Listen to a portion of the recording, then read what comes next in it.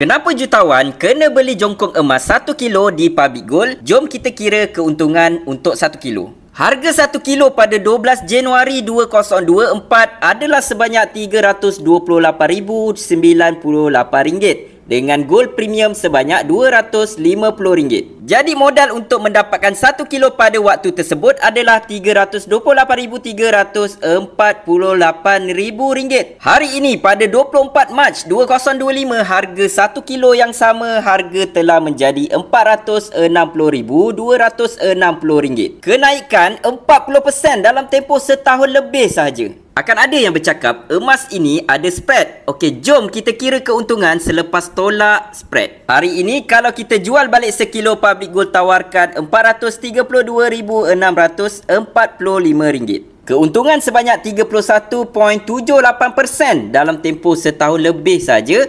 Kita dah dapat untung RM104,297. Spread yang ditawarkan oleh Public Gold sebanyak 6.01%. Sebab itu ramai jutawan yang memilih produk 1 kilo Public Gold sebab keuntungan yang tidak memeningkan kepala, tidak ada maintenance, tak perlu bagi makan, tak perlu dijaga dan sebagainya. Untuk simpanan jangka masa panjang, emas akan memberi keuntungan yang jauh lebih tinggi berbanding tempat lain. Macam mana 31.78% dalam tempoh setahun lebih ni?